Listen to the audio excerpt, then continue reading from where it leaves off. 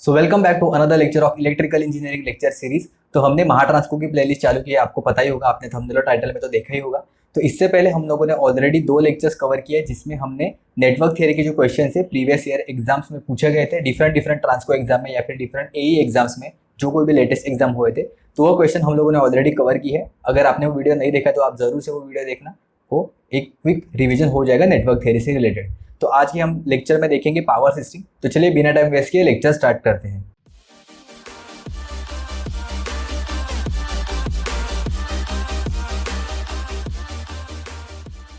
तो आज का फर्स्ट क्वेश्चन है, a transmission line has a self and a mutual impedance of 0.8 per unit and 0.2 per unit, find the positive, negative and zero sequence impedances respectively. Okay, तो यहाँ पे transmission line का हमें self and mutual इंपीडेंसेस दिया है 0.8 and 0.2 per unit. तो हमें पूछा यहाँ पे positive, negative and zero sequence impedances क्या क्या होते हैं। तो अगर ट्रांसमिशन लाइन का अगर आपको पता रहेगा, ट्रांसमिशन लाइन का जो कोई भी मैट्रिक्स हम लोग लिखते हैं वो क्या होता है, यहाँ पे मैं लिख लेता हूँ। ए फेज का हम लोग लिखेंगे जो कोई भी सीक्वेंस रहेंगे VA0, VA1 and VA2। Okay, तो 0, 1, 2 यानी कि zero sequence, positive sequence and negative sequence. तो यहाँ पे अगर आपको पता रहेगा तो ये होता है ZS plus twice of the ZM। Okay, यहाँ पे होता है 0 0, यहाँ पे अगेन होता है 0, यहाँ पे होता है ZS माइनस ZM। यहाँ पे डायगोनल मैट्रिक्स होता है, आप यहाँ पे देख सकते हो ZS माइनस ZM। ओके, ये होता है इम्पिडेंस का मैट्रिक्स एंड देन आगे होता है IA0, IA1 and IA2। Okay, तो ये होता है ट्रांसमिशन लाइन से रिलेटेड, जहाँ पे ZS होता है सेल्फ इम्पिडेंस एंड जो ZM होता है वो होता है म्यूचुअल इम्पिडेंस। तो यहाँ पे हम लोग डायरेक्टली फॉर्मूला में लिख लेंगे zero sequence, positive sequence and negative sequence क्या होता है। तो जीरो सीक्वेंस क्या होता है, Z0 जिसे हम लोग डिनोट करते हैं, Z0 होता है ZS plus 2 times of the ZM। Okay, तो मैं यहाँ पे लिख लेता हूँ ZS का वैल्यू है 0.8 plus 2 times of the 0.2, which is equal to 0.8 plus 0.4 which is equal to 1.2 per unit. ये होता है जीरो सीक्वेंस का। और जो पॉजिटिव और नेगेटिव सीक्वेंस का आप यहाँ पे देख सकते हो, दोनों इक्वल वैल्यू है, जो होता है ZS minus of ZM। Okay, तो 0.8 माइनस 0.2 हो जाएगा is equal to 0.6 per unit. Okay, तो आपको यही देखना है क्या होता है। ऑप्शंस पे चेक कर लेते हैं। इन्होंने पूछा है पॉजिटिव, नेगेटिव एंड जीरो, यानी कि 0.6 एंड देन 1.2 पर यूनिट, तो ये होगा करेक्ट आंसर। ओके, तो यहाँ पे अगर आप देखोगे तो कंपेयर करके आपको समझ में आ जाएगा कि Z0 का जो वैल्यू होता है यानी कि जीरो सीक्वेंस इंपेडेंस का, it is always greater than the Z1 and Z1 is equal to Z2। Okay, तो ये भी रिलेशन आप ध्यान रखोगे तो आप ऑप्शन एलिमिनेशन के थ्रू भी अगर आए ऑप्शन अच्छे से सेट होके तो आप वहाँ पे एलिमिनेट कर सकते हो। ओके, तो ये एपी ट्रांसको का क्वेश्चन था, एपी ट्रांसको एई के एग्जाम में पूछा गया था ईयर 2019 में। नेक्स्ट क्वेश्चन देखते हैं। तो क्वेश्चन 2 है, the type of the relay यहाँ पे दिए गए हैं और वो कौन से इक्विपमेंट के प्रोटेक्शन के लिए हम लोग यूज करते हैं, यहाँ पे इन्होंने पूछा है। ये भी एपी ट्रांसको का ही क्वेश्चन है, तो देखते हैं कैसे मैच होता है यहाँ पे कॉलम। तो फर्स्ट है यहाँ पे बकोज रिले। तो बकोज रिले तो हम सबको पता ही है कि ऑब्वियसली ये ट्रांसफार्मर में होता है। तो हमने अगर एई के लिए अगर एग्जाम के लिए हम लोग दे रहे हैं तो हमको पता होना ही चाहिए कि बकोज रिले कहाँ पे यूज होते हैं। ओके, तो फर्स्ट का ऑप्शन रहेगा Q, सो 1 का ऑप्शन रहेगा Q। तो ऑप्शन अगर कैंसिल होता है तो हम लोग उधर ही कैंसिल कर देते हैं। तो यहाँ पे हमें दिख रहा है कि option A and option C तो रॉन्ग है, ऑप्शन बी और ऑप्शन डी में कोई ऑप्शन करेक्ट रहेगा। उसके बाद है ट्रांसले रिले। ये बहुत इंपॉर्टेंट है क्योंकि इससे मैक्सिमम क्वेश्चन पूछे जाते हैं। जेई के एग्जाम में डायरेक्ट क्वेश्चन आता है कि ट्रांसले रिले कौन से प्रोटेक्शन के लिए यूज होता है, बहुत बार ये क्वेश्चन पूछा गया है। तो ट्रांसले रिले हम लोग फीडर के लिए यूज करते हैं। ओके, तो ये लिख लेना, बहुत इंपॉर्टेंट है। ट्रांसले रिले जो होता है वो हम लोग फीडर प्रोटेक्शन के लिए यूज करते हैं, यानी कि ऑप्शन 2 का ऑप्शन रहेगा P। ओके, तो यहाँ पे हमें आंसर तो मिल गया, आप देख सकते हो। यहाँ पे ऑप्शन बी जो है वो कैंसिल हो गया है, तो ऑप्शन डी ही हमारा करेक्ट आंसर होगा ऑब्वियसली। अभी ये 2 चीजें हमें पता रहेगी तो हम लोग आंसर टिक कर सकते हैं। और बाकी के ऑप्शन देकर चेक कर लेते हैं, उससे भी डिस्कस कर लेते हैं थोड़ा। तो थर्ड यहाँ पे रिले है career current phase comparison relay. Okay, तो कैरियर करंट प्रोटेक्शन है वो हम लोग लॉन्ग ट्रांसमिशन लाइन के लिए यूज करते हैं, जिसमें 2 टाइप के रिलेज होते हैं। एक होता है फेज कंपैरिजन रिले और दूसरा होता है directional comparison relay. Transmission line protection में हम लोग 2 सिटीज यूज करते हैं, तो वहाँ पे क्या होता है, दोनों का करंट हम लोग कंपेयर करते हैं यूजुअली डिफरेंशियल रिले के केस में। लेकिन फेज कंपैरिजन रिले में हम लोग क्या करते हैं, दोनों करंट का फेज एंगल में कितना डिफरेंस है वो हम लोग वहाँ पे कैलकुलेट करते हैं और उससे डिसाइड करते हैं कि ये इंटरनल फॉल्ट है या फिर एक्सटर्नल फॉल्ट है, और अकॉर्डिंग टू दैट हम लोग डिसाइड करते हैं कि रिले एक्टिवेट होना चाहिए या फिर नहीं। तो फेज कंपैरिजन के साथ साथ और एक होता है, वो होता है डायरेक्शनल कंपैरिजन रिले। वहाँ पे भी हम लोग डायरेक्शनल, किस डायरेक्शन में करंट फ्लो हो रहा है वो भी वहाँ पे फाइंड आउट करते हैं, और ये दोनों है वो लॉन्ग ट्रांसमिशन लाइन में यूज करते हैं। ओके, यहाँ पे दिया है कैरियर करंट फेज कंपैरिजन और डायरेक्शनल कंपैरिजन भी होता है, तो ये लिख लेना यहाँ पे नोट्स में। ओके, आगे है डायरेक्शनल ओवर करंट रिले। तो हमें पता है डायरेक्शनल ओवर करंट रिले की कोई भी एक पर्टिकुलर डायरेक्शन में अगर करंट फ्लो हुआ तभी वो वहाँ पे ऑपरेट होता है। तो ये जो डायरेक्शनल ओवर करंट रिले है ये हम लोग रिंग में डिस्ट्रीब्यूटर या फिर अगर पैरेलल ट्रांसमिशन लाइन रहेंगे तो वहाँ पे हम लोग यूज करते हैं। ये कभी भी रेडियल डिस्ट्रीब्यूशन में यूज नहीं होता। ओके, तो रेडियल डिस्ट्रीब्यूशन में ये यूज नहीं होता। एंड देन लास्ट है वो है नेगेटिव सीक्वेंस रिले। तो नेगेटिव सीक्वेंस रिले हम लोग जनरेटर के केस में यूज करते हैं। तो इसका करेक्ट आंसर होगा नेगेटिव सीक्वेंस रिले का जनरेटर। तो आई होप आपको ये समझ में आया होगा। ये जो कोई भी हम लोगों ने डिस्कस किया अगर आपको पता नहीं होगा तो नोट्स में अच्छे से लिख लें। ओके, तो नेक्स्ट क्वेश्चन देखते हैं। क्वेश्चन 3 है grading of the cables is perform in order to achieve. तो ये अंडरग्राउंड केबल्स के लिए हम लोग मोस्ट प्रोबेबली यूज करते हैं। तो ग्रेडिंग ऑफ द केबल्स क्या होता है हम लोगों ने ऑलरेडी डिस्कस किया है बीएमसी जेई के लेक्चर में। मैं यहाँ पर ऊपर लिंक आपको प्रोवाइड कर दूंगा, आप वहाँ से चेक कर सकते हो अगर आपको पता नहीं होगा ग्रेडिंग ऑफ द केबल्स क्या होता है। तो ग्रेडिंग ऑफ द केबल्स के हम लोग देख लेते हैं, एक बार क्विक रिविजन कर लेते क्या होता है। So grading is defined as the process of equalizing the stress in the dielectric of the cable. Okay, तो कोई भी कंडक्टर के ऊपर या फिर कोई भी केबल के ऊपर हम लोग इंसुलेशन प्रोवाइड करते हैं केबल के ऊपर, तो वो इंसुलेशन पे जो स्ट्रेस होता है वो अनइक्वल होता है। यहाँ पे उन्होंने वही लिखा है the unequal stress distribution in a cable is undesirable for 2 reason. तो वो क्यों अनडिजायरेबल है, तो इसका नंबर 1 रीजन है the insulation of the greater thickness is required which increases the cable size.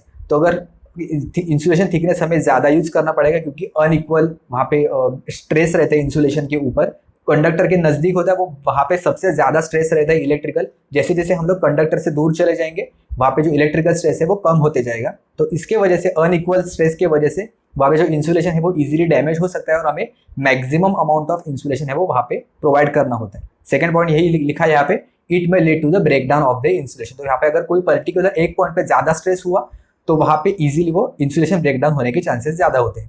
So there are 2 types of the grading of the cables, एक होता है capacitance grading and intersheath grading. दोनों हम लोगों ने ऑलरेडी अच्छे से डिस्कस किया, तो हम लोग यहाँ पे डिस्कस नहीं करते। अगर आपको पता है तो अच्छी बात है, नहीं पता है तो आप वो वीडियो रेफर कर सकते हो। ओके, तो सबसे पहले हम लोग देखते हैं क्या क्वेश्चन में पूछा है। The grading of the cable is perform in order to achieve. तो ग्रेडिंग ऑफ द केबल करने की वजह से हमें क्या मिलता है, तो सबसे पहले होता है यूनिफॉर्म स्ट्रेस। तो ये ऑप्शन करेक्ट है, ऑप्शन 1। देन उसके बाद होता है reduction in the quantity of the insulation, ये भी करेक्ट है। इंसुलेशन हमें वहाँ पे मिनिमम अमाउंट ऑफ क्वांटिटी लगता है क्योंकि अगर अनइक्वल ग्रेडिंग हुआ तो क्या होता है, अनइक्वल स्ट्रेस की वजह से insulation of the greater thickness is required. तो यहाँ पे अगर हम लोगों ने ग्रेडिंग किया तो वहाँ पे उतना थिकनेस का हमें इंसुलेशन नहीं लगेगा। अगर थिकनेस कम हुआ तो इसका मतलब है क्वांटिटी हम लोग वहाँ पे बहुत ही कम यूज करेंगे इंसुलेशन का। And third one is reduction in the quality of the insulation. तो ये ऑप्शन नहीं होगा। तो ऑप्शन 1 और 2 जिसमें रहेगा वो ऑप्शन करेक्ट है, यानी कि स्टेटमेंट 1 एंड स्टेटमेंट 2 यहाँ पे ऑप्शन ए में करेक्ट ऑप्शन है। तो यहाँ पे ऑप्शन ए है करेक्ट आंसर। तो ये क्वेश्चन 2 बार पूछा गया था, आप यहाँ पे देख सकते हो। एमपीएससी एई के एग्जाम में पूछा गया था ईयर 2018 में, एंड एपी ट्रांसको के एग्जाम में पूछा गया था ईयर 2019 में। तो क्वेश्चन भी है वो directly as it is repeat भी होते हैं, आप यहाँ पे देख सकते हो। तो नेक्स्ट क्वेश्चन देखते हैं। अ 3-phase transformer having a line voltage ratio of 400:33,000 volt is connected in a star delta. Okay, तो 3-phase ट्रांसफार्मर है, इसका रेशियो यहाँ पे दिया है एंड प्राइमरी साइड है वो स्टार में कनेक्टेड है, सेकेंडरी है डेल्टा में कनेक्टेड है। The CTs on the 400 volt side have a CT ratio of 1000:5। तो यहाँ पे जो प्राइमरी साइड पे जो CT कनेक्टेड है उसका रेशियो है 1000:5। What must be the CT ratio of the 33,000 side. तो यहाँ पे हमें हायर साइड का जो CT रेशियो है वो क्या रहेगा यहाँ पे इन्होंने पूछा है। आपको क्वेश्चन में ये डायग्राम है वो प्रोवाइड नहीं किया गया था एग्जाम में, मैंने यहाँ पे एक्सप्लेन करने के लिए यहाँ पे आपको डायग्राम प्रोवाइड कर दिया था। ये भी एपी ट्रांसको का एक क्वेश्चन है। तो हम लोग सबसे पहले धीरे धीरे देखते हैं क्या होता है। क्वेश्चन बहुत ही इंपॉर्टेंट है, बहुत बार गेट एग्जाम में भी पूछे जाते हैं या फिर एई के एग्जाम में भी आपको पूछे जा सकते हैं। तो सबसे पहले ये डिफरेंशियल रिले का स्कीम है, आप यहाँ पे देख सकते हो। प्राइमरी साइड पे करंट हम लोग रीड करते हैं, सेकेंडरी साइड पे भी करंट हम लोग रीड करते हैं, और इन दोनों का कंपैरिजन जो डिफरेंशियल जो करंट होता है वो रिले कॉइल्स में फ्लो होता है। आइडियली इन रिले कॉइल्स में 0 करंट फ्लो होना चाहिए। अगर ये करंट रिले कॉइल में जो कोई भी करंट फ्लो होगा वो 0 या फिर उसका पिकअप वैल्यू से अगर ज़्यादा फ्लो हुआ तो वहाँ पे हम लोग सेंस करते हैं कि यहाँ पे बीच में कहीं पे वाइंडिंग पे यहाँ पे फॉल्ट हो गया है। ओके, अगर ये दोनों सीटी के बीच में ये जो मिडल वाला पोर्शन है वहाँ पे भी अगर फॉल्ट हुआ तभी हम लोग डिटेक्ट कर सकते हैं, ताकि ये प्राइमरी से सेकेंडरी साइड जाने तक जो करंट है वो डिफरेंस होता है, इसलिए इसको डिफरेंशियल रिले प्रोटेक्शन हम लोग कहते हैं। तो इसके लिए हम लोग कैसे फाइंड आउट करें, सबसे पहले देखते हैं। स्टेप बाय स्टेप अगर आप समझ लोगे तो आपको इजीली आंसर आ जाएगा। तो सबसे पहले हम लोग गिवन है वो लिख लेते हैं। यहाँ पे क्या है, तो यहाँ पे लिया है 400:33,000 वोल्टेज। तो यहाँ पे प्राइमरी में हमारा जो 400 वोल्ट है, सेकेंडरी साइड में 33,000 वोल्टेज है। ओके, यहाँ पे इन्होंने दिया है प्राइमरी साइड का जो सीटी रेशियो है वो ये 1000:5 एम्पियर, यानी कि अगर प्राइमरी में अगर हम लोगों ने 1000 एम्पियर प्रोवाइड किया तो सेकेंडरी में हमें 5 एम्पियर तक मिलेगा। तो ये होता है सीटी रेशियो यहाँ का। तो यहाँ पे भी मैं लिख लेता हूँ 1000:5, यानी कि प्राइमरी में अगर हम लोगों ने 1000 एम्पियर फ्लो किया तो सेकेंडरी में 5 एम्पियर करंट है वो फ्लो हो जाएगा। तो सबसे पहले हमें यहाँ पे केवीए रेटिंग दिया नहीं है ट्रांसफार्मर का, तो हमें अज्यूम ही करना पड़ेगा। तो हम लोग क्या करते हैं, अभी हमारे पास सीटी रेशियो यहाँ पे प्रोवाइडेड है, तो हम लोग ऐसे अज्यूम करते हैं कि 1000 एम्पियर करंट है वो फ्लो हो रहा है प्राइमरी में, तो इसके वजह से सेकेंडरी में 5 एम्पियर करंट है वो फ्लो हो जाएगा। तो कैलकुलेशन के लिए वो बहुत ईजी हो जाएगा। ओके, तो हम लोग केवीए रेटिंग डायरेक्टली हम लोग मतलब केवीए रेटिंग नहीं अज्यूम कर रहे, यहाँ पे हम लोग 1000 एम्पियर करंट ही प्राइमरी से फ्लो करा रहे हैं। ओके, तो जो कोई भी जो करंट रहेगा वो हम लोग लाइन करंट ही अज्यूम करेंगे यहाँ पे। तो अब यहाँ पे देख सकते हो, मैं यहाँ पे ड्रॉ भी कर रहा हूँ, यहाँ पे 1000 एम्पियर करंट फ्लो हो रहा है प्राइमरी में, मैं यहाँ पे ऐसे अज्यूम कर रहा हूँ। ओके, तो अगर ये प्राइमरी में करंट फ्लो हो रहा है 1000 एम्पियर, तो यहाँ पे भी आप देख सकते हो ये 1000:5 है, तो सीटी के फेज में। ओके, तो यहाँ पे आपको लाइन और फेज का कंसेप्ट बहुत क्लियर होना चाहिए। मैं आपको यहाँ पे लिख ले रहा हूँ। करंट में क्या होता है, अगर वो स्टार फैशन में कनेक्टेड है तो वहाँ पे लाइन करंट और फेज करंट दोनों इक्वल होता है, और डेल्टा के केस में जो लाइन करंट होता है it is √3 times of the phase current, correct.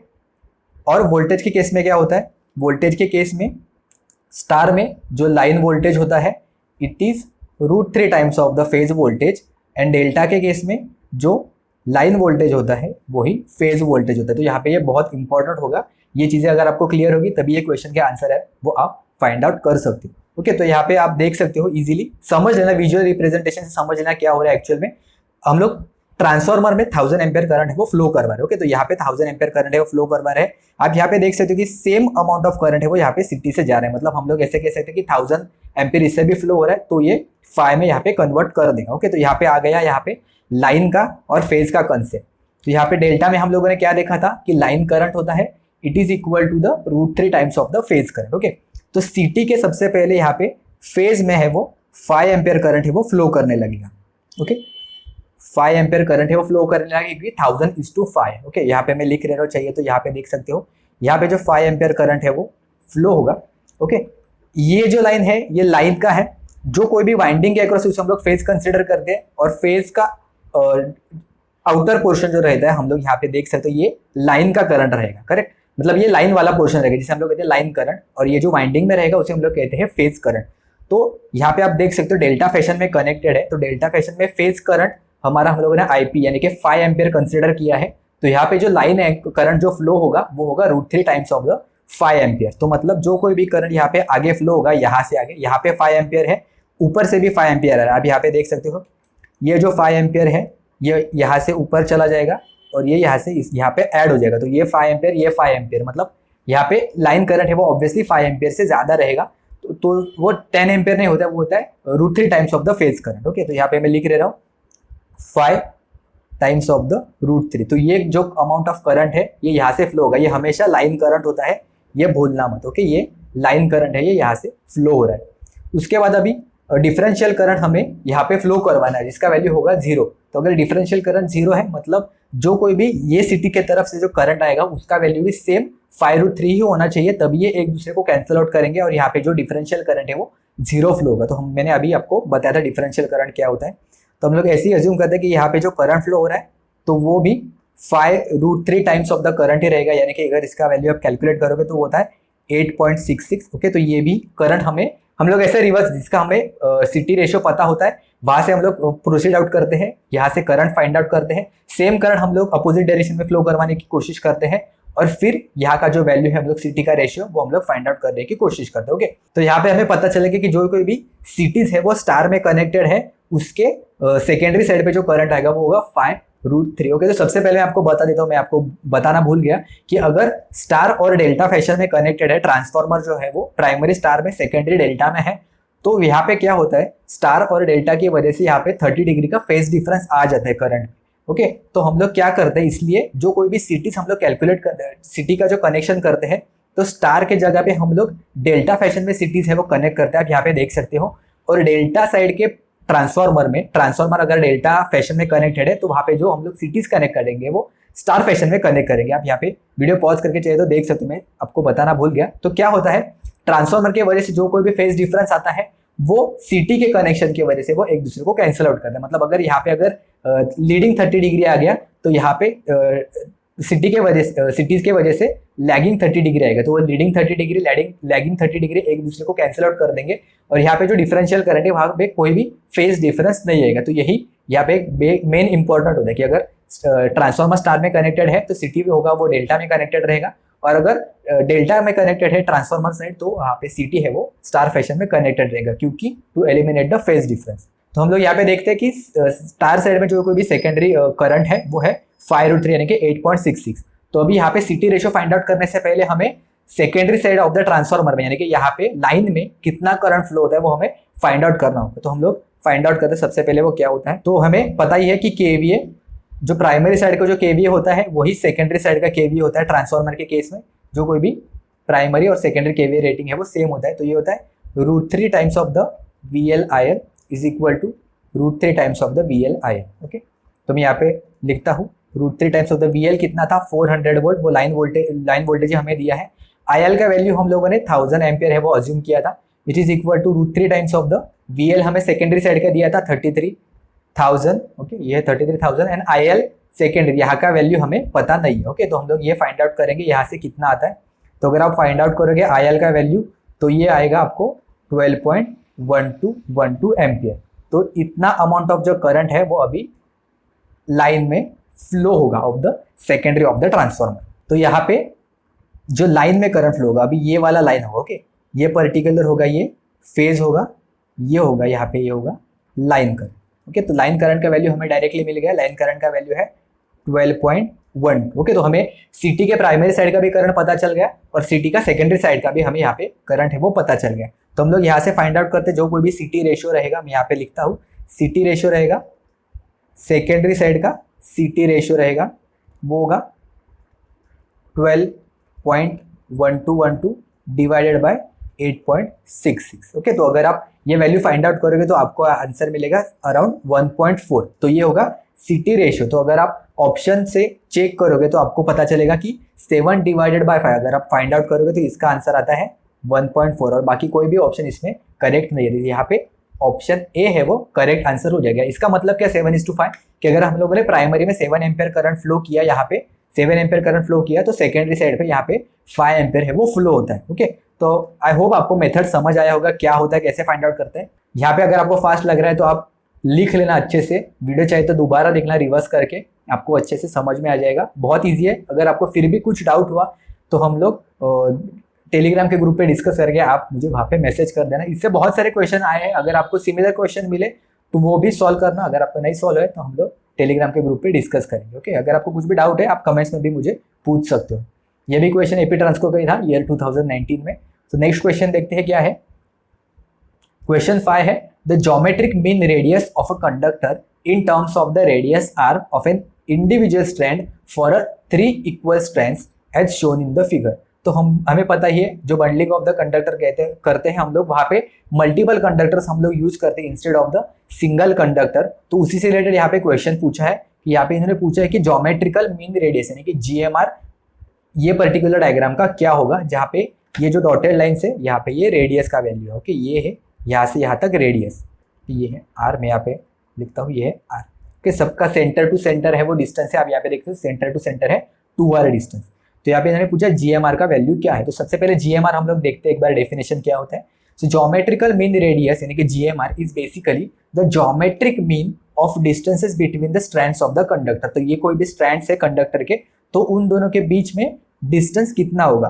Plane distance, simple distance नहीं होता, ये होता है ज्योमेट्रिक मीन डिस्टेंस। ओके, तो हमें इसलिए यहाँ पे आप जो ऑप्शन देखोगे वो सब अंडर रूट के ऑप्शन है।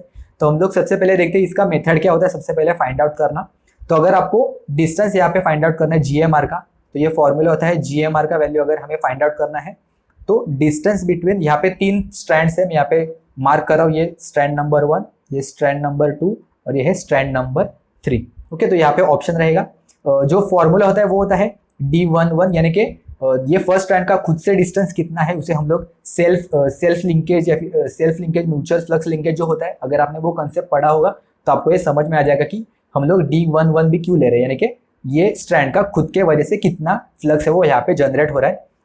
तो इसके लिए हम लोग यहाँ पे डिस्टेंस भी कंसिडर करते हैं वहाँ पे। तो D11, उसके बाद D12 यानी कि distance between strand 1 and strand 2, उसके बाद होता है D13।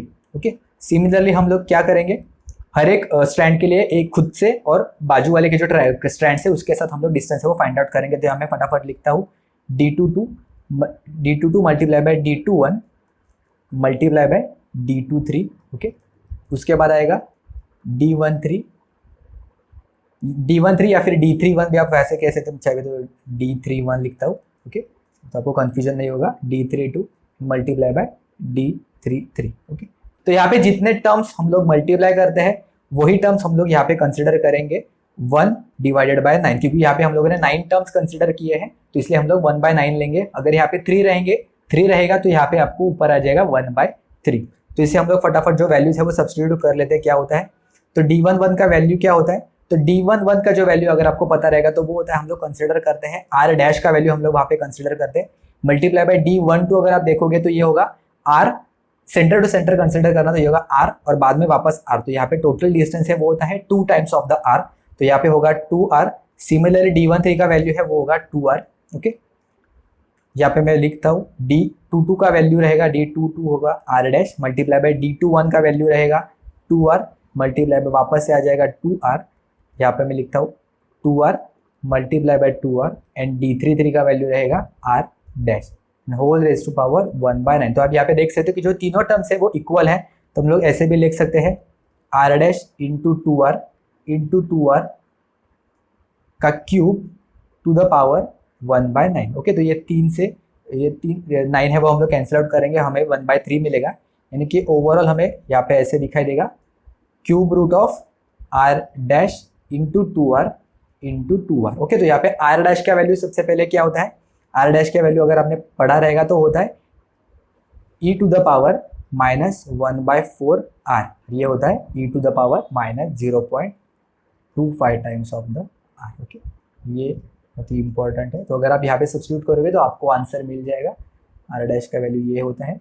तो आप देखोगे क्वेश्चन ऑप्शंस में तो ऑप्शन ए है वो यहाँ पे करेक्ट आंसर है।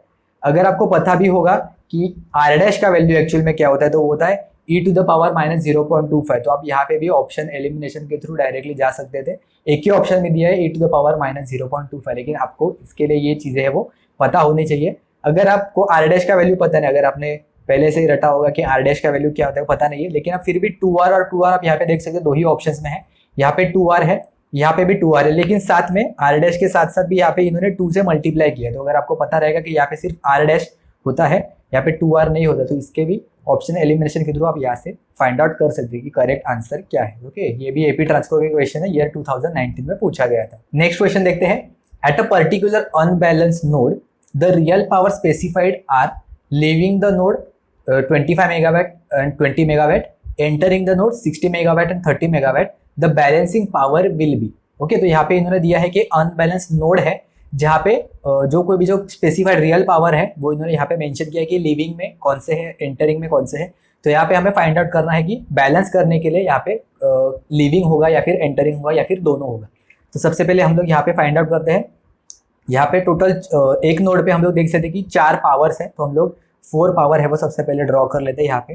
ओके, यहाँ पे जो एंटरिंग लिविंग है वो होगा 25 एंड 24 में 25 एंड 20, तो यहाँ पे मैं ड्रॉ कर रहा हूँ 20 एंड 25 मेगावाट। यहाँ पे जो एंटरिंग है वो 60 एंड 30। ओके, तो साथ में ये अभी तक यहाँ ये 4 के साथ आप यहाँ पे देख सकते हो कि ये अनबैलेंस है, तो इसको बैलेंस करने के लिए हम लोग और एक जो लाइन है वो हम लोग यहाँ पे कंसिडर करेंगे।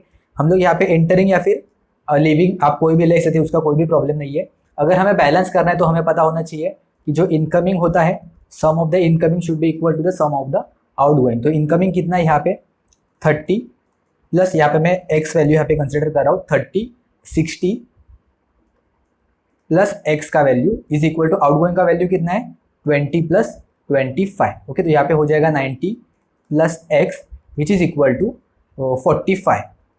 यहाँ पे आंसर हो जाएगा x इज इक्वल टू -45। तो इधर यहाँ पे -45 आ रहा है, इसका मतलब हम लोगों ने जो x का डायरेक्शन कंसिडर किया है वो अपोजिट डायरेक्शन रहेगा। तो यहाँ पे हम लोगों ने क्या कंसिडर किया था, इनकमिंग कंसिडर किया था। तो यहाँ पे इसका मतलब होगा x is outgoing of 45 megawatt, ये होगा करेक्ट आंसर यहाँ पे। तो आउटगोइंग यानी कि लीविंग द नोड, तो option B 45 megawatt leaving the node, ये यहाँ पे करेक्ट आंसर हो जाएगा। ओके, हम लोग जैसे KCL लगाते हैं, सिमिलरली अगर आप यहाँ पे भी KCL लगाओगे, लेकिन यहाँ पे KCL के जगह पे यहाँ पे पावर हम लोग कंसिडर कर रहे हैं, रियल पावर इन्होंने दिया है, तो आपको डायरेक्टली आंसर आ जाएगा। नेक्स्ट क्वेश्चन है, a 3-phase transmission line operating at a VS is equal to 400 kV, यानी कि सेंडिंग एंड वोल्टेज है वो है 400 kV and has the ABCD parameters, it is A is equal to D is equal to 0.8 at an angle 0, B parameter का value है 100 at an angle 90 degree ohms and C का value है 0.5 into 10 to the power -6 at an angle 90 degree mho। Okay, what is the value of the inductive shunt reactor required for compensating the फेरेंटी effect. तो यहाँ पे हमें सबसे पहले क्या देखना है, इंडक्टिव शंट रिएक्टेंस का वैल्यू हमें फाइंड आउट करना है। What is the value of inductive shunt reactance, okay, for compensating the फेरेंटी effect. तो सबसे पहले आपको फेरेंटी इफेक्ट पता होना चाहिए। तो फेरेंटी इफेक्ट क्या होता है, हम लोग ट्रांसमिशन लाइन में कैसे होता है, हम लोग एक सेंडिंग वोल्टेज सेंड करते हैं और यहाँ पे हमें रिसीविंग एंड पे हमें जो वोल्टेज है वो मिलता है।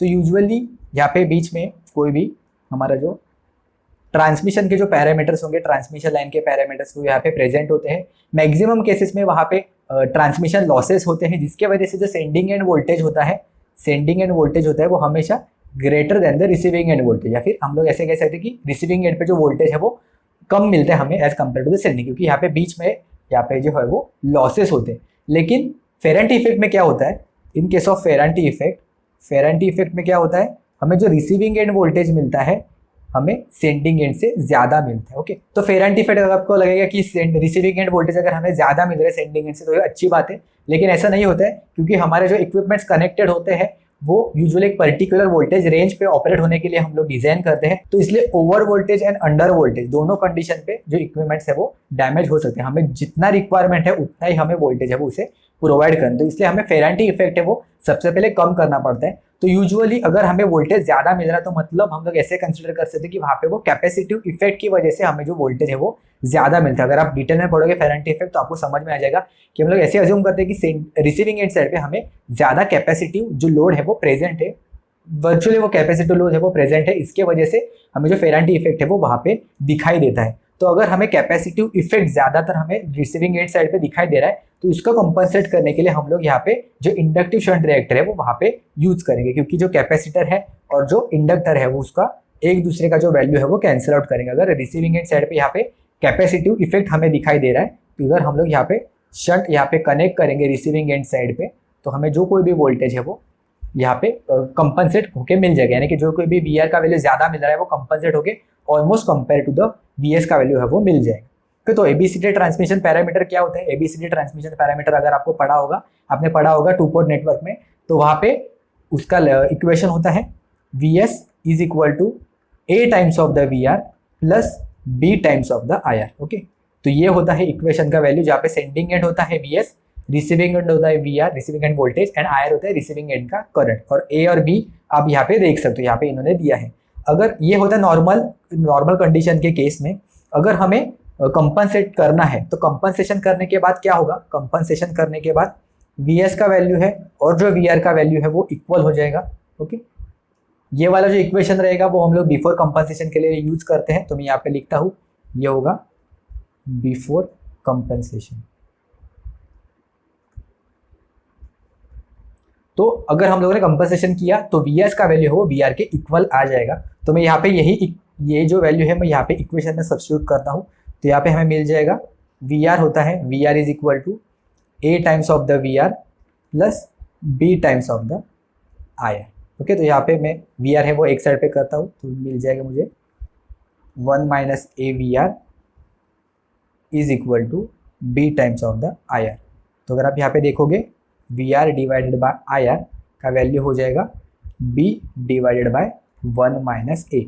VR डिवाइडेड बाय IR मतलब क्या, यहाँ पे होगा VR यहाँ पे IR, VR divided by IR, यानी कि यहाँ पे सेकेंडरी साइड पे अगर हम इसका रेशो लेंगे तो हमें मिलेगा कितना, इम्पीडेंस कितना है यहाँ पे। ओके, तो इसलिए हम लोग इसे ऐसे भी कह सकते हैं कि इसका जो वैल्यू है वो होगा, जो हम लोग शंट रिएक्टेंस कनेक्ट करेंगे यहाँ पे, शंट रिएक्टेंस हम लोग कनेक्ट करेंगे, शंट रिएक्टेंस कनेक्ट करेंगे, उसका जो वैल्यू रहेगा वो होगा B डिवाइडेड बाय 1 माइनस ए। तो हमारे पास ऑब्वियसली यहाँ पे प्रेजेंट है, B का वैल्यू कितना है, हम लोग डायरेक्टली सब्स्टिट्यूट करेंगे, जो भी शंट रिएक्टेंस का वैल्यू होगा, एक्सेस का वैल्यू है B डिवाइडेड बाय 1 माइनस ए। तो B कितना दिया है यहाँ पे इन्होंने दिया है, B का वैल्यू है 100 डिवाइडेड बाय 1 माइनस ए का वैल्यू कितना है, ए का वैल्यू है 0.8।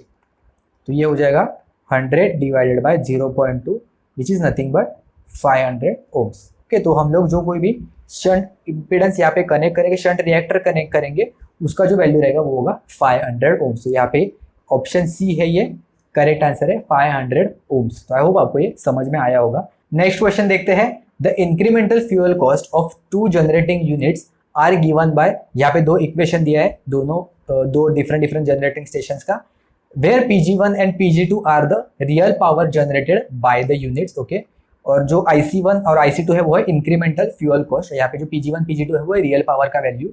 The economic allocation for a load, total load of 250 megawatt neglecting transmission loss is given by. तो यहाँ पे हमें फाइंड आउट करना है, अगर दोनों जो जनरेटिंग यूनिट्स है वो 250 मेगावाट है, वो दोनों मिला के जनरेट कर रहे हैं, और दोनों का जो इंक्रीमेंटल फ्यूल कॉस्ट है वो डिफरेंट है, अभी यहाँ पे इक्वेशन में देख सकते हो। तो इन्हें पूछा अगर हमें इकोनॉमिकली ये 250 मेगावाट हमें जनरेट करना है, तो कौन सा जनरेटर या फिर कौन सा जनरेटिंग यूनिट कितने अमाउंट ऑफ जो मेगावाट पावर है वो जनरेट करेगा।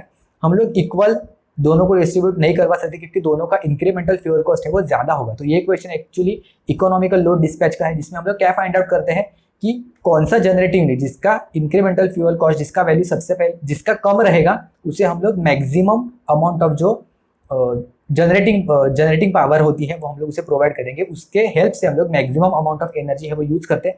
ऐसा नहीं कि 100% हम लोग उसी को देंगे, दोनों का एक कॉमन पॉइंट निकालेंगे जहाँ पे हमें इकोनॉमिकली दोनों से जनरेटिंग करके हमें मैक्सिमम बेनिफिट हो जाएगा। तो इसके लिए हम लोग मैक्सिमम पावर ट्रांसफर का एक आइडिया ले सकते हैं। मैक्सिमम पावर ट्रांसफर थ्योरम में क्या होता है, मैक्सिमम पावर में यहाँ पे मैं ड्रॉ कर रहा हूँ कि अगर लोड का जो रेजिस्टेंस का वैल्यू है वो अगर सोर्स रेजिस्टेंस की वैल्यू के इक्वल रहेगा या फिर जो थेवेनिन के इक्वल रहेगा, मैं यहाँ पे RS लिख रहा हूँ, सोर्स रेजिस्टेंस और RL।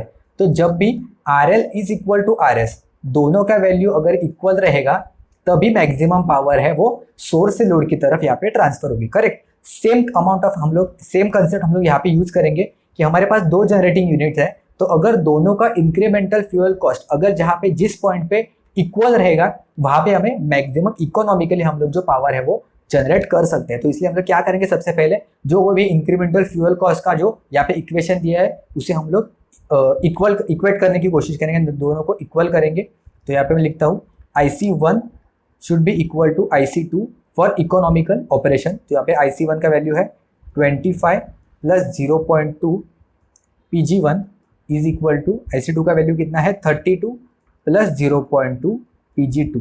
तो मैं दोनों एक साइड लेता हूँ, यहाँ पे हो जाएगा 0.2 Pg1 minus 0.2 Pg2 is equal to 25 minus 32 minus 25 हो जाएगा 7। ओके, तो मैं 0.2 से अगर डिवाइड करूँ तो यहाँ पे मिल जाएगा Pg1 minus Pg2 is equal to, अगर हम लोग 7 को डिवाइड करेंगे 0.2 से तो हमें मिल जाएगा यहाँ पे 35। ओके, तो Pg1 माइनस Pg2 हो जाएगा 35, यानी कि Pg1 है वो ज़्यादा यहाँ पे पावर है वो जनरेट करेगा।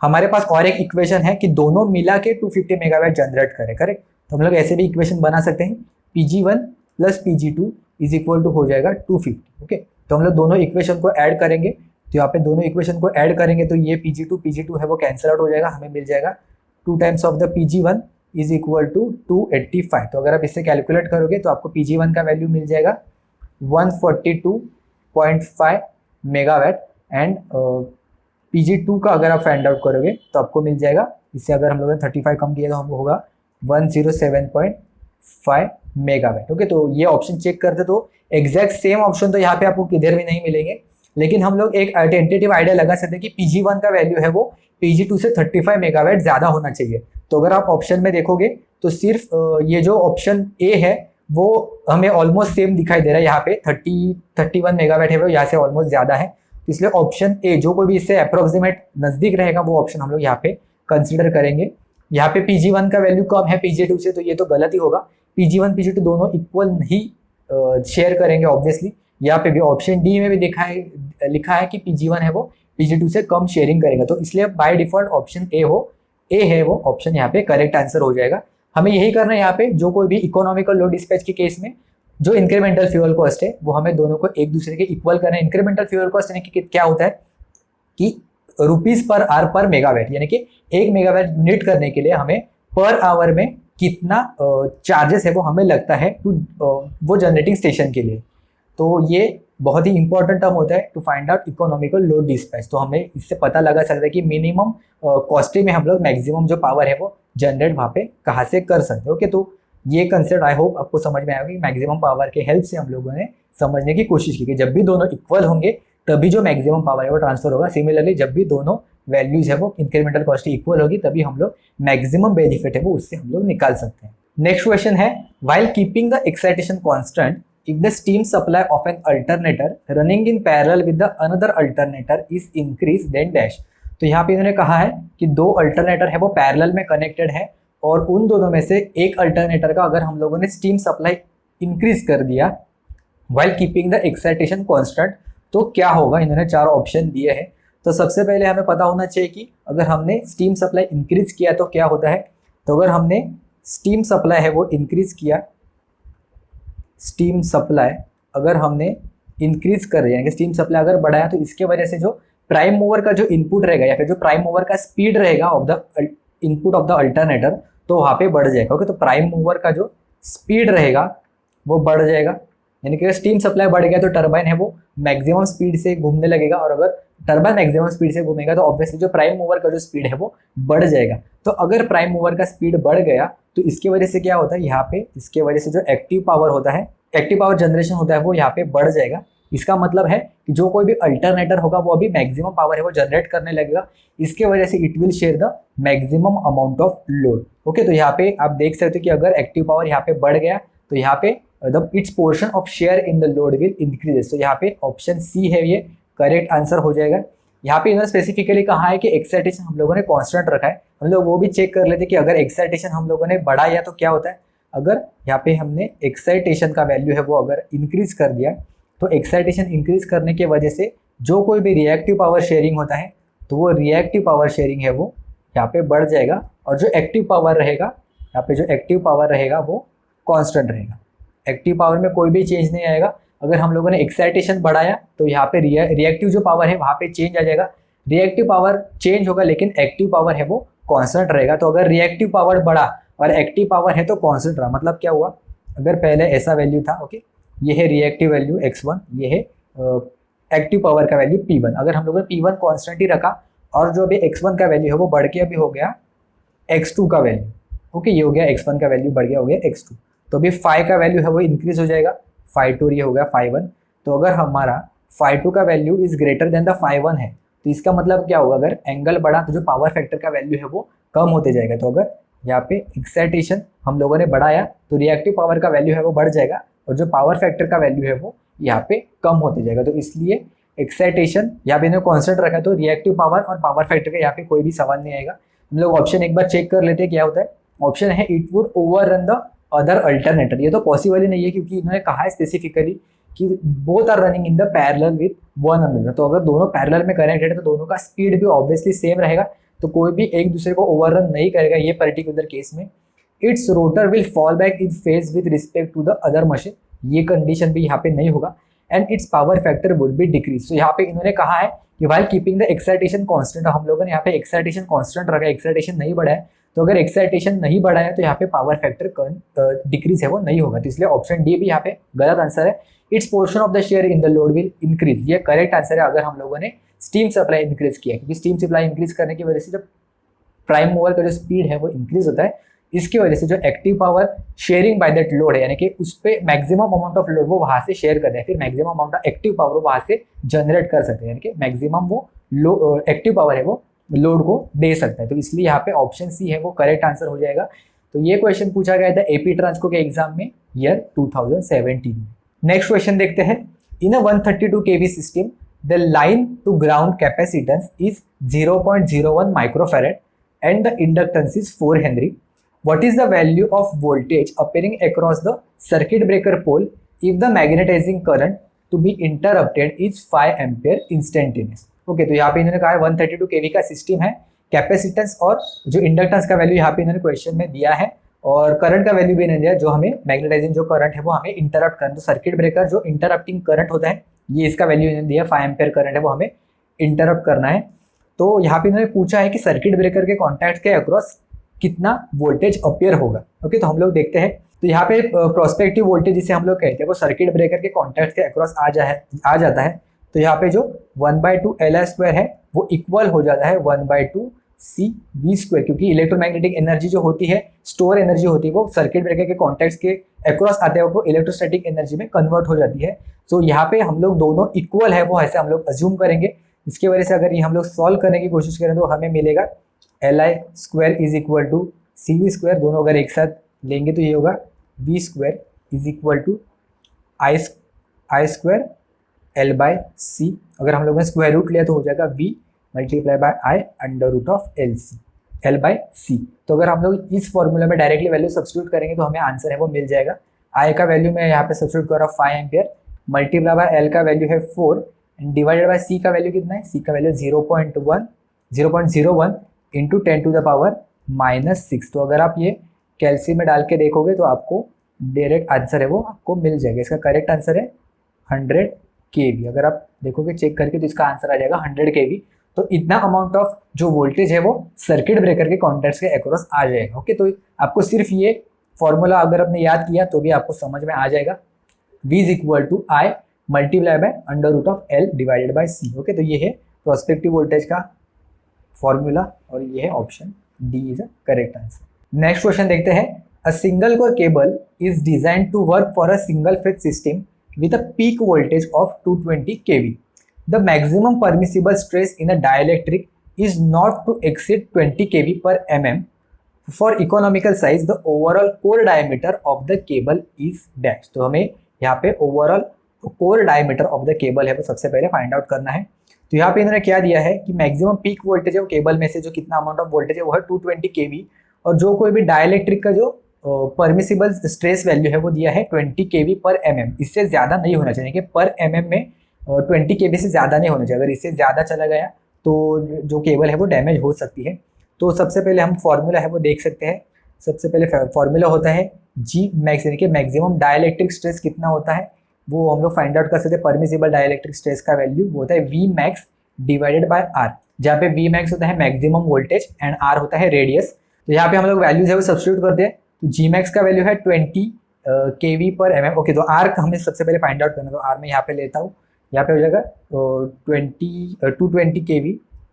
220 kV एंड डिवाइडेड बाय यहाँ पे हो जाएगा 20 kV पर mm। ओके, तो ये kV से kV कैंसिल आउट हो जाएगा, 220 डिवाइडेड बाय 20 हो जाएगा 11, और ये ऊपर चला जाएगा तो यहाँ पे हो जाएगा 11 mm। तो अगर यहाँ पे रेडियस का वैल्यू है वो यहाँ पे हमें 11 mm मिल गया, और हमें पूछा है क्वेश्चन में कोर का डायमीटर कितना होगा। ओके, तो D होगा obviously 2 times of the R which is nothing but 22 mm।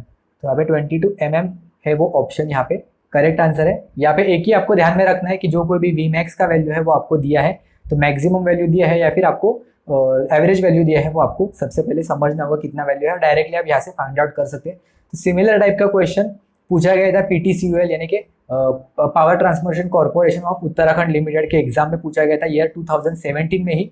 यहाँ पे आप क्वेश्चन देख सकते हो, find the most economical value of the diameter of the single core cable to be use is 50 kV single phase system. Same है, the maximum permissible stress in the dielectric is not to be exceeded by the 40 kV पर cm। यहाँ पे mm की जगह पे cm है।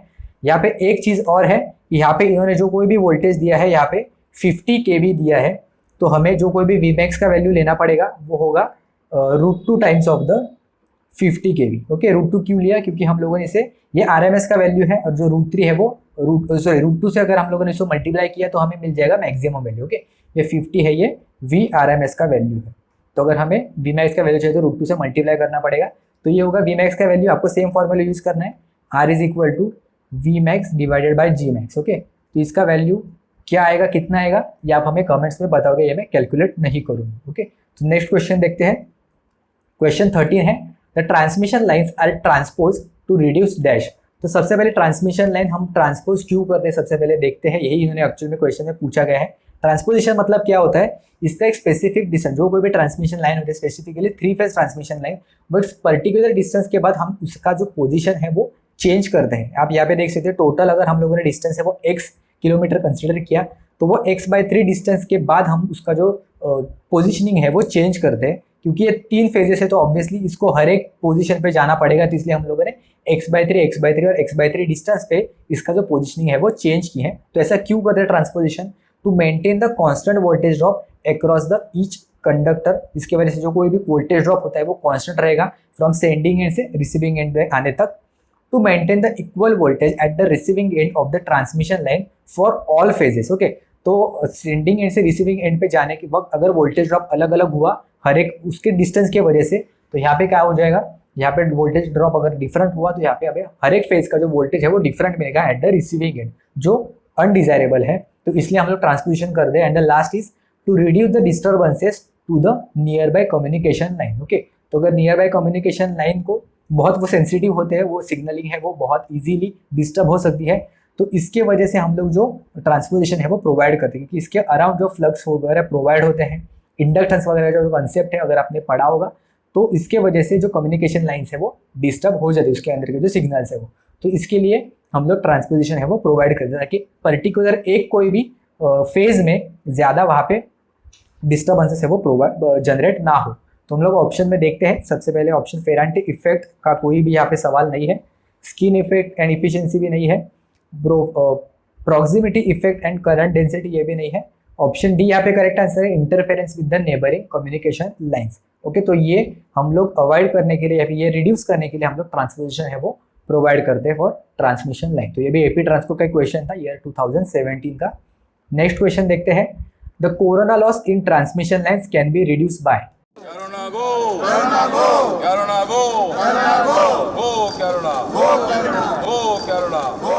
तो वो कोरोना अलग था और ये कोरोना अलग होता है। ये कोरोना स्पेसिफिकली इलेक्ट्रिकल इंजीनियरिंग के स्टूडेंट्स को ही है, नहीं होता है।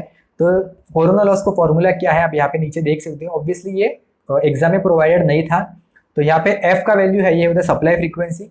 जो यहाँ पे डेल का वैल्यू होता है रिलेटिव एयर डेंसिटी होता है, आर होता है वो कंडक्टर का रेडियस होता है, डी होता है वो डिस्टेंस बिटवीन द कंडक्टर्स होता है, जो वी होता है यहाँ पे देख सकते हो ये है normal phase two neutral voltage यानी कि VRMS वैल्यू होता है उसका, और VC होता है वो होता है disruptive voltage, disruptive critical voltage between the phase two neutral, इसका होता है RMS वैल्यू होता है। तो ये है इसका फॉर्मूला। ये वैल्यू है 242.2, ये कांस्टेंट वैल्यू है। कुछ फॉर्मूला में आपको 240 दिखाई देगा, 241, 244, तो ये वैल्यू आपको अलग अलग जगह पे अलग अलग वैल्यू दिखाई देगा। तो इससे ज़्यादा इतना इफेक्ट नहीं होता है, लेकिन अगर आपको टेंटेटिव आइडिया है कि 240 के अराउंड ये इसका वैल्यू है वो आपको दिखाई देगा। हर एक फॉर्मूला हर एक ऑथर के अकॉर्डिंग वो वैल्यू डिफरेंट वहाँ पे वो कंसीडर करते हैं। तो हम लोग देखते हैं कि सबसे पहले क्या होता है, corona loss in transmission can be reduce. तो हमें रिडक्शन किसके हेल्प से होता है ये हमें देखना पड़ेगा।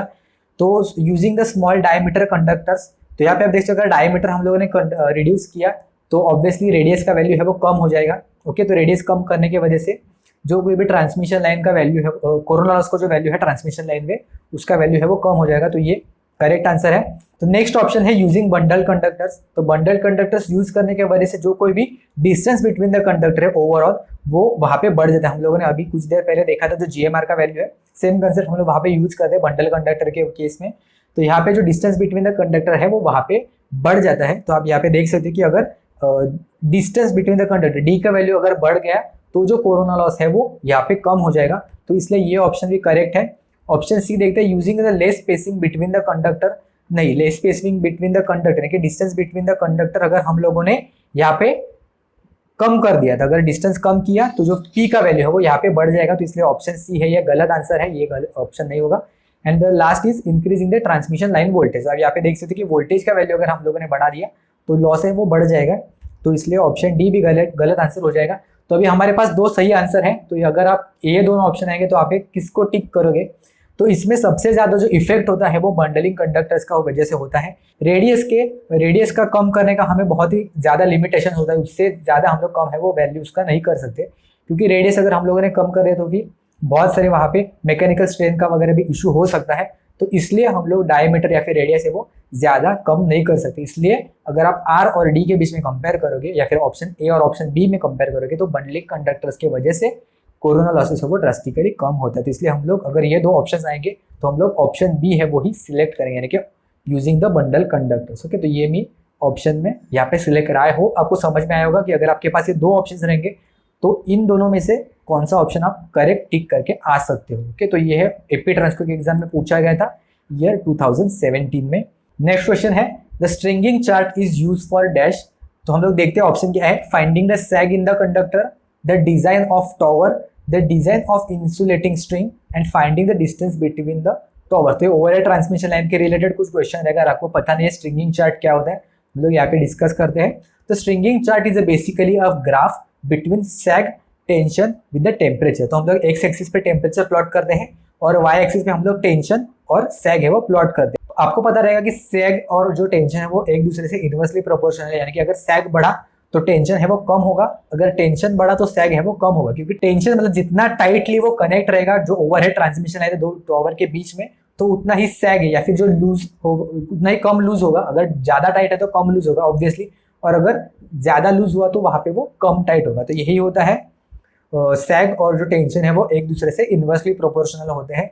तो यहाँ पे इन्होंने क्या कहा है कि स्ट्रिंगिंग चार्ट क्या होता है, तो यहाँ पे finding the sag in the conductor. तो टेम्परेचर बढ़ने की वजह से सैग है वो यहाँ पे बढ़ जाता है। आप यहाँ पे देख सकते हो अगर टेम्परेचर जैसे से हम लोग बढ़ाते जाएंगे सैग का वैल्यू है वो यहाँ पे कम होगा और सैग का वैल्यू वो बढ़ते जाएगा, और अगर सैग का वैल्यू बढ़ा जो टेंशन का वैल्यू है वो यहाँ पे कम होते जाएगा। बहुत सिंपल है, सैग और टेंशन है वो इनवर्सली प्रोपोर्शनल होते हैं। तो यहाँ पे हम यही पढ़ते हैं कि finding the sag in the conductor. Okay, तो ऑप्शन ए है यहाँ पे करेक्ट आंसर हो जाएगा। तो आज के लेक्चर में हम इतने ही क्वेश्चन है वो कवर करने वाले हैं। आने वाले पार्ट्स में हम लोग जो रिमेनिंग क्वेश्चन है बहुत अच्छे अच्छे क्वेश्चन है वो हम लोग कवर करेंगे। जरूर से वो वीडियो देखना। अगर आपको यहाँ पे कुछ भी डाउट है तो आप हमें टेलीग्राम पे मैसेज कर सकते हो या फिर नीचे कमेंट्स में भी बताना। अगर आपको कुछ अच्छा लगा, कोई चीज़ नए से समझ में आई हो तो वो भी हमें ज़रूर कमेंट्स में फीडबैक देना। आपका फीडबैक की वजह से ही हमें जो रिस्पॉन्स है वो समझ में आ जाएगी आपको समझ में आ रहा है कि नहीं। ये वीडियो अगर आपको हेल्पफुल लगा, अच्छा लगा तो अपने दोस्तों के साथ भी शेयर कर देना। अगर चैनल पर नए हो तो सब्सक्राइब भी कर देना और वीडियो को लाइक कर देना। जितना आप ये वीडियो मैक्सिमम दोस्तों के साथ शेयर करोगे, लाइक करोगे, कमेंट करोगे तो उसके वजह से ये जो वीडियो है मैक्सिमम स्टूडेंट्स तक पहुंचेगा। यूट्यूब एल्गोरिदम के हेल्प से ये मैक्सिमम स्टूडेंट तक रीच होगा, तो इसके वजह से हमें भी बहुत ज़्यादा मोटिवेशन मिलेगा। तो आई होप आपको ये वीडियो समझ में आया होगा। अगर आपको कुछ भी डाउट है तो हमें बेझिझक मैसेज कीजिएगा। ओके, तो चलिए अब हम मिलते हैं नेक्स्ट वीडियो में पावर सिस्टम पे और क्वेश्चंस के साथ।